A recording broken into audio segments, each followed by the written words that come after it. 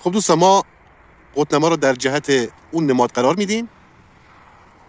یک نماد رخی رو داریم که میخوایم بر اساس قطنمای کاوشگر اون رو خدمت شما نشون بدیم که آیا در دنیای کهن در دوران باستان این جهات و اعداد مقدسه باستان، جهات مقدس و اعداد مقدسه باستان آیا کاربری داشته، آیا مهم بوده، آیا اصلا لحاظ میشده در این شکل آیین و تدفین. خب دوستان، همونطوری که میبینید یک نمادی، یک چیزی، یک ساختاری شبیه نماد رخ است. البته بنده نزدیکتر اون نقطه رفتم، کاوش کردم و آثار و علائمی دال بر این که در اون مکان تقدیم هدایا، نذورات یا تدفین صورت گرفته بوده. دوستان، ابزاری که در دست بنده هست، بنده که مخترع نیستم، متعلق به قرنها و هزاران سال پیش است و در دوره خودش برای صور فلکی، یعنی همون دانش زودیاک، مورد استفاده قرار می‌گرفته. شما در آیین و ادیان باستان هرگز نمیتونید علائم آثار و نمادی رو کشف و کاوش کنید که ارتباطی به صور فلکی نداشته باشه. این یک واقعیتی است که دانش باستانشناسی، اخترشناسی، اختر ایزدان اون رو تایید میکنن و کسانی که بر این دانش اشراف دارن. فقط یک نمونه رو خدمت شما عرض کنم. دوستانی که با این علم آشنا نیستن، برای شما و برای بنده خیلی از علم‌ها نامفهومه. چرا؟ چون بلد نیستیم. چرا؟ چون بر اون اشراف نداریم. چیزی از اون دانش نمیدونیم. اگر یک کامپیوتر رو بشکافن و جلوی من و شما بذارن، چون در مورد اون چیزی بلد نیستیم میگیم نیست. خیلی دوست عزیز، هر چیزی که من و شما بلد نیستیم رو نمیگن نیست، بلکه میگن نمیدانم. کلمه نمیدانم اینجا کاربری داره. این ابزار قبل از اینکه بنده متولد بشم و چندین پشت عدد قرنها و هزاران سال پیش است در دست مغان باستان و موبدان قرار داشت. یعنی همون قطنما، استرلاب و ابزاری که با اون دانش صور فلکی امروزه در دست من و شما قرار داره. داریم از ابوریحان بیرونی، ابوعلی سینا و داوینچی ها صحبت میکنیم، نه از کسانی که یک پیج رو راه انداختن و خودشون رو مدعی این قضیه میدونن. این دانش پیچیده تر از اون هست که شما بخواید اون رو رد کنید و البته با شکوه تر از اون هست که شما بخواید اون رو تایید کنید، چون نمیدانید. نمیدانم و نگید که نیست.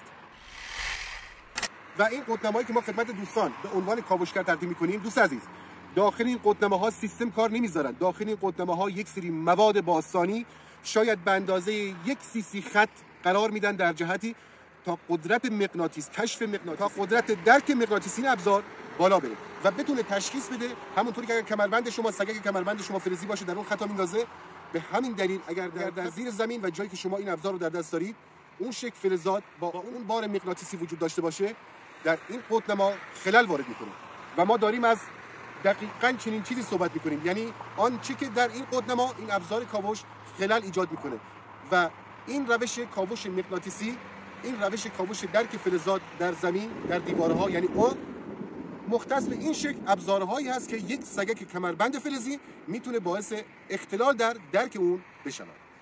هر وقت چیزی رو بلد نیستید بگید نمیدانم، نگید که نیست. دوستانی که سوال دارن میگن که با قطنمای کاوشگر چطور میشه نقاط و مکانهای آیینی رو پیدا کرد، یعنی کاوش و کشف کرد. در ابتدا شما نیاز دارید به این که این دانش رو یاد بگیرید و یا اینکه بلد باشید.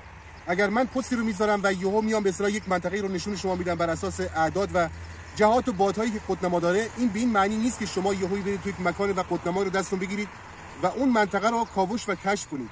بیاین با هم رو راست باشیم. مگر میشه این که شما دانش رو بلد نباشید و ابزار رو در دست بگیرید و دنبال نقاطی بگردید که آیینی هستن و بسیار تخصصی؟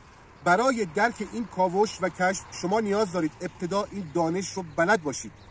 نه فقط اون پستایی که بنده خدمت شما به عنوان تبلیغ این ابزار میذارم، بلکه دانشی که بتونید با اون کاوش و کشف رو انجام بدید بر اساس آیین و ادیان باستان. من میخوام یک نمونه واضح و واقع رو خدمت شما تقدیم کنم. یک نماد رخی رو داریم که میخوایم بر اساس قطنمای کاوشگر اون رو خدمت شما نشون بدیم که آیا در دنیای کهن در دوران باستان این جهات و اعداد مقدسه باستان، جهات مقدس و اعداد مقدسه باستان آیا کاربری داشته، آیا مهم بوده، آیا اصلا لحاظ میشده در این شکل آیین و تدفین، تقدیم نذورات و هدایا به حضور ایزدان و ایزدبانوان خدمت شما عرض می‌کنیم.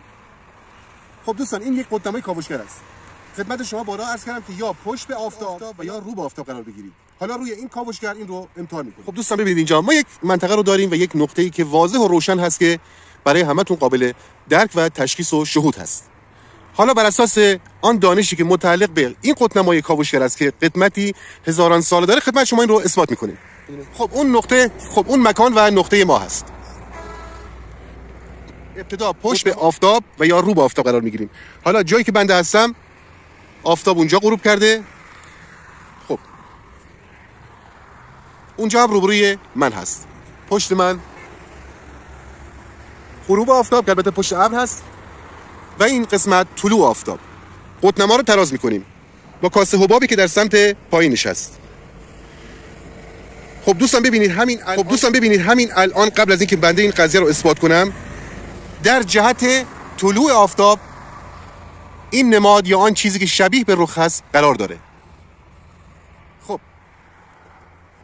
خب دوستان ما قطب‌نما رو در جهت اون نماد قرار میدیم. دوستان ببینید عدد ما 113 هست.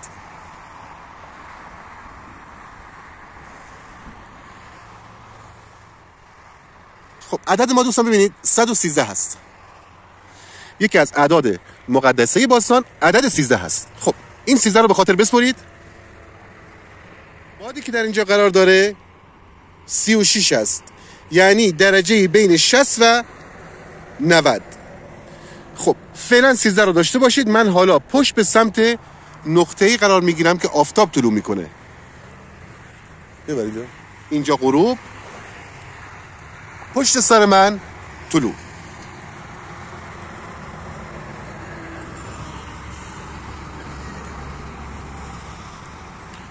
خب دوستان اینجا باد 13 رو داریم، درسته؟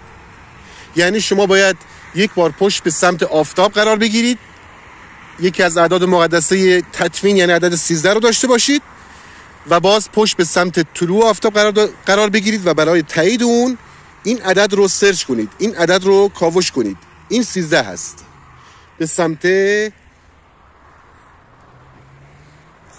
حالا من چطور دستم رو تکون بدم که شما این رو باور کنید. این عدد 13. خب یکی از اعداد مقدسه باستان که برای آیین تدفین مراسمات و مناسبات آیینی شکل می‌گرفته، اعداد مقدس عدد 13 هست. 100 رو برداریم 13 میمونه. 13 10 رو برداریم 3 میمونه و این عدد 3 این همون نقطه و مکانی که خدمت شما عرض شد. عدد 3 حالا من یه جور دیگه نشون بدم که بفرمایید. دوستان من نمیگم که این نقطه و مکان چیزی دارد، اما قطعا خدمت شما عرض میکنم که چیزی در اون وجود داشته.